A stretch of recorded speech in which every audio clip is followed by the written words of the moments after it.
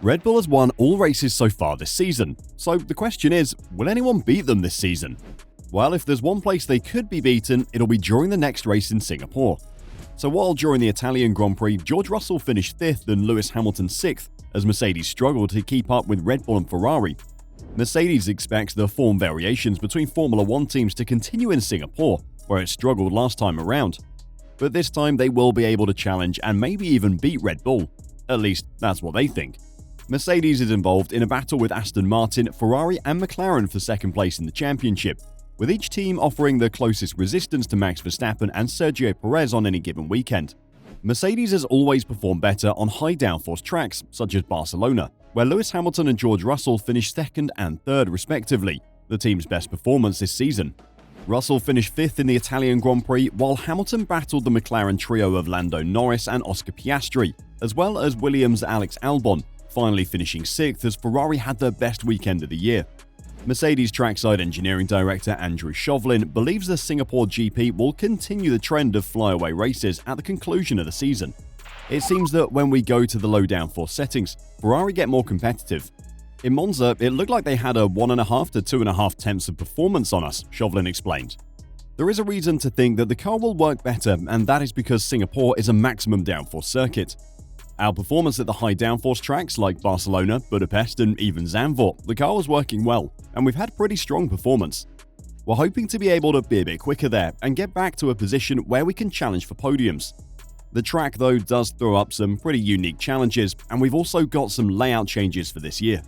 There is a sequence of 4 corners near the end of the lap that have been removed where the track used to go underneath a grandstand through a tunnel. That's now gone, so we've got a longer straight which will change a little bit how the tyres are working. There's a bit less energy there, but it's also an abrasive tarmac. We've got the softest 3 compounds, so it's a pretty tough race on the tyres, and it's also a bumpy street circuit. Added to that, the races run at night. There are plenty of challenges for us to try and tackle then, but we are going there optimistic for a strong performance. But is a strong performance enough to beat Red Bull? As we've seen in the last race, Ferrari's miracle performance also wasn't enough to dethrone Red Bull. I mean, even at their best, Ferrari could not overcome Red Bull in Monza, as they went on to win their 14th race of 2023, while Max Verstappen won his 10th in a consecutive. On the Italian track, the RB19 once again outperformed in terms of speed and tyre conservation.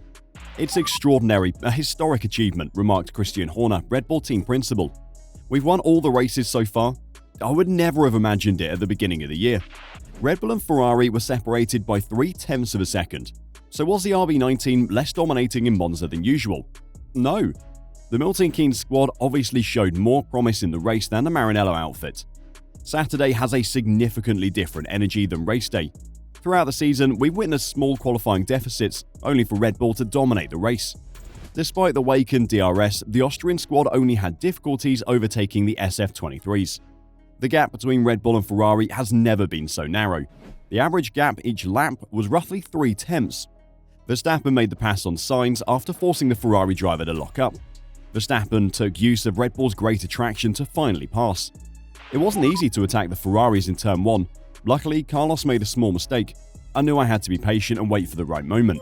When passing, Ferrari's Monza spec rear wing made things difficult for the Red Bull team.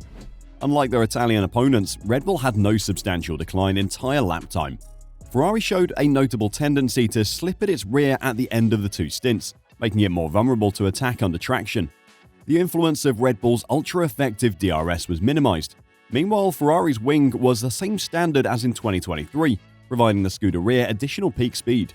Red Bull went for a more laden trade-off, going with a reduced movable flap that compromised the efficiency with active DRS.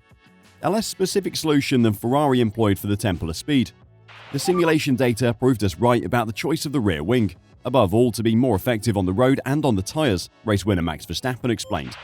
In terms of tyre management, the warm temperatures favoured Red Bull over Ferrari. At the end, Max was forced to lift his foot as a precaution because the temperatures were rising too much, reported Helmut Marko post-race. So what do you think?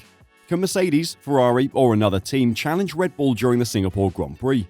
Outside of technical disaster, it is becoming increasingly difficult to see how Red Bull can be defeated in 2023. The RB19 has few, if any, flaws. The season's finale will take place largely in Asia and partly in America. The RB19 and Max Verstappen will still be able to wreak havoc on most courses, requiring medium-high load. If everything goes as planned, the RB19 has all it needs to keep its winning streak going. It should be recalled though that Verstappen has never won in Singapore.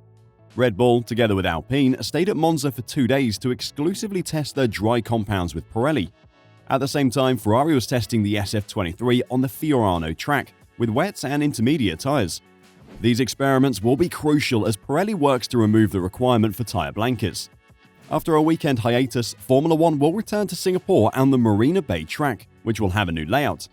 The Pierre Wash technical team is expected to deliver its last upgrade package to the RB19. For some weeks, the Red Bull facility has been entirely focused on the 2024 cars. It will, however, be a minor update following Hungary's huge package, which featured redesigned sidepods. Technical Directive 18 will be enforced in Singapore to set more limits on the usage of flexible aerodynamic surfaces. This has become a serious fixation for FIA technicians who have been working to stop this problem since 2021. From this point of view, there is no big concern, says Red Bull. The directive should have no effect on the Milton Keynes car's technological edge over its competitors. Mercedes is also not likely to undergo big changes. Will they not be affected by the new technical directive? And what does this mean for the rest of the season? Could we really see Red Bull winning all 22 races this season? This is sure. This is a problem for F1 owners Liberty Media, as they now must navigate the rest of the season, with Red Bull probably winning everything. Now see, if you support Red Bull, this is great. But if you're Liberty Media and want as much viewers as possible, this is of course a PR disaster.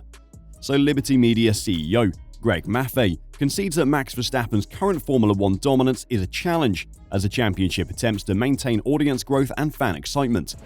Verstappen set a new record at Monza this weekend with his 10th straight Grand Prix victory, and the Dutchman and his Red Bull teammate Sergio Perez have won every race so far in 2023. Maffei, whose firm controls F1, stated that the series CEO Stefano Domenicali is attempting to emphasize on the fact that Verstappen is making history by extending his record run, which is worth watching in and of itself. The midfield is quite interesting, and we can show statistically there's more overtaking than has ever occurred, Maffei said at an event hosted by investment company Goldman Sachs. The challenge obviously is Max Verstappen is having an unbelievable year, or record-setting year. Stefano Domenicali is rightly trying to pivot and say, come watch this historic event. You've never seen success like this, you don't want to miss it. We'll see if that works. Maffei made a light-hearted reference to the historic events in ice skating in 1994, when Tonya Harding was accused with involvement in an assault on competitor Nancy Kerrigan in order to sabotage the latter's prospects in the US Championships, and hence the Olympic Games.